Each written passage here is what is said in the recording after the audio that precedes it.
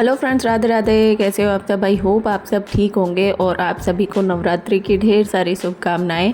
तो आज है हमारा पहला नवरात्रा, मतलब जब सबके दूसरा नवरात्रा चालू होता है तो हमारा पहला होता है, क्योंकि हम लोग दोज से करते हैं। बाकी सभी पड़वा से मतलब फर्स्ट वाले नवरात्रे से चालू कर देते हैं, लेकिन काफ़ी जगह ऐसा होता है कि दूसरे वाले नवरात्रे से स्टार्ट करते हैं। तो हमारे यहाँ पे भी, मेरे ससुराल में भी ऐसा ही करते हैं कि दूसरे नवरात्रे से चालू करते हैं। और आज मेरा फर्स्ट व्रत है, तो मतलब आज मुझे थोड़ी सी डेकोरेशन करनी है और कलश स्थापना वगैरह करनी है। तो उससे पहले मेरे मीशो से 2 पार्सल आए हुए थे जो मैंने मंगवाए थे। और कल मैं रात को लेट आई थी घर पे, तो रात को तो डेकोरेशन हो नहीं सकी थी, इसलिए मैं सोच रही थी कि आज ही मैं सारा काम कंप्लीट कर दूं। तो ये 2 बॉक्स में मैंने क्या मंगवाया है अभी आप लोग देख ही लोगे। तो ये मुझे पता नहीं चल रहा था इस बॉक्स को कैसे ओपन करना है, मैं बार बार धागे से लगा हुआ था ये। तो इसमें मैंने छोटी सी एक चौकी मंगवाई है माता रानी की। हालांकि बड़ी चौकी है मेरे पास, उस पर मैं माता रानी की स्थापना करती हूँ, लेकिन जब माता रानी को बैठाते हैं तो उस चौकी के ऊपर थोड़ा सा मुझे कुछ रखना होता है। पहले मैं कार्डबोर्ड वगैरह रख लेती थी, लेकिन इस बार मैंने छोटी सी एक चौकी मंगवा ली है। तो इस बड़ी वाली चौकी के ऊपर इसको, छोटी वाली को रख के, और तब माता रानी को मैं इस पर स्थापित करूँगी। तो बहुत ही सुंदर सी ये चौकी आई है और बहुत ही सुंदर लग रही थी। उसके बाद फिर मुझे दूसरा पार्सल ओपन करना था, तो इसमें मैंने डेकोरेशन का कुछ मंगवाया है। हालांकि मैं बहुत कम ऐसा होता था कि मैं डेकोरेशन का कुछ मंगवाती हूँ मीशो से, लेकिन मैंने सोचा चलो इस बार एक चीज़ ट्राई करके देखते हैं। पिछली बार तो मैंने बंधनवार खुद ही बनाई थी, और ये बंधनवार टाइप का ही है, और इसमें 5 से 6 लड़ियाँ हैं। देखते हैं अब कैसी निकलती है। और ओपन करने के बाद ना मुझे बहुत ही सुंदर लग रही थी, कलर वाइज भी, और जो इनकी मतलब बहुत सुंदर लटकन थी ये। और इसमें 5 सेट थे, 2 बड़े, फिर 2 उससे छोटे और एक सबसे छोटा। तो इस तरीके से ये वाला सेट था और ये बहुत सुंदर लग रहा था। तो मैंने सोचा चलो आज इनको पहले ओपन करते हैं, फिर डेकोरेशन करके और माता रानी की स्थापना करते हैं।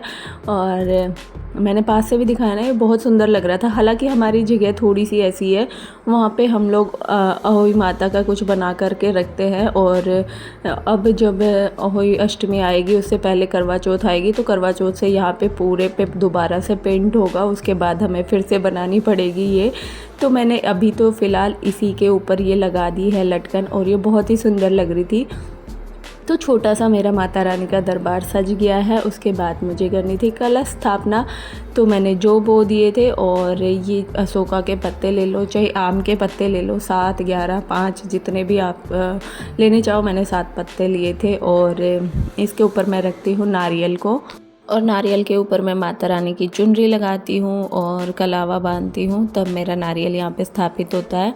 तो हर बार मैं ऐसे ही नवरात्रों की पूजा करती हूँ। और हाँ, कभी कभार डेकोरेशन थोड़ी ज़्यादा हो जाती है, कभी कभार थोड़ी कम हो जाती है। इस बार टाइम भी कम था, क्योंकि मैं रात को लेट आई थी, मैंने बताया, और इसलिए मैं फूलों से ज़्यादा सजावट नहीं कर पाई। लेकिन जो रियल की माला वगैरह, फूल वगैरह होते हैं, वो तो डेली चेंज होते ही है। और हाँ, आज था दूसरा नवरात्रा, 2 थी, तो मम्मी ने बोला कि हम लोग झटका देंगे। तो मैं रात को तो लेट आई थी, मुझे पता भी नहीं था। एक बार तो मम्मी ने बोला भी था कि कल ही देंगे, रात को बताया भी था, लेकिन मैंने बोला मम्मा कल बहुत ज़्यादा काम हो जाएगा, पंचमी को कर देंगे। लेकिन फिर धर्मश्री आए, तब उन्होंने बोला कोई बात नहीं, आज ही कर लेते हैं सारा काम। तो मैं फटाफट से सारा डेकोरेशन का काम पूरा करने के बाद लग गई अपने काम, बाकी और काम में, क्योंकि आज लेडीजें आएंगी और झटका देते हैं। तब 5 या 7 जितना भी आपकी श्रद्धा हो, इतनी लेडीज़ों को बुला के और उनका व्रत खुलवाना होता है। उनको मतलब जैसे बर्फ़ी हो गई, केला हो गई, और जो भी प्रसाद, मतलब जो भी व्रत में आप लोग खा सकते हैं, जो आप बना सकते हैं, वो हम लोग देते हैं। काफ़ी जगह तो सिर्फ बर्फ़ी का भी करते हैं कि खाली बस बर्फ़ी दे दी और हो गया, लेकिन मैं सारी चीज़ें बनाती हूँ। तो आज मैंने सोच लिया था कि मैं कोटू की पकौड़ी बनाऊँगी, चटनी बनाऊँगी और रायता। तो ये सारी चीज़ें मुझे बनानी थी सभी के लिए। तो मैंने फटाफट से माता रानी का दरबार लगा दिया। उसके बाद फिर मुझे पूजा भी करनी थी। तो और देखो ये कितनी सुंदर लग रही थी ना, ये लड़ियाँ लगी हुई बहुत अच्छी लग रही थी। अब ये दिवाली पे भी यही काम आ जाएगी। तो काफ़ी सुंदर लग रही थी। जब यहाँ से पेंट वगैरह होगा तो और भी अच्छी लगेगी ये। उसके बाद मैंने अंगारी की, उसके बाद फिर सारा सामान इकट्ठा करके रख दिया था क्योंकि पूजा करते के साथ मुझे लग जाना था पकौड़ी वगैरह बनाने के लिए। तो मैंने कूटू की और आलू के मिक्स करके और पकौड़ियाँ रेडी कर दी। और हाँ, रायता धर्मश्री रेडी करके चले गए थे और बाकी सभी लेडीज़ें बस आने वाली थी। तो मैंने तो उनको बोला भी था, आप तो बोल रहे थे मैं तैयारी करवा दूंगा, लेकिन उन्हें पता था कि मैं सारा काम कर लूँगी। तो मैंने फटाफट से सारी चीज़ें रेडी कर दी। उसके बाद सभी ने आना शुरू कर दिया था। और 12 बज रहे हैं।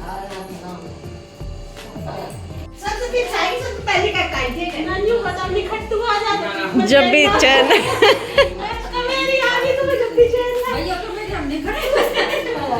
और सभी आ गए थे। 2 चाचियाँ थी, बुआ जी थी और एक शायद देवरानी लगती है, पता नहीं जेठानी लगती हैं, मुझे याद नहीं है, मतलब मुझे पता नहीं है।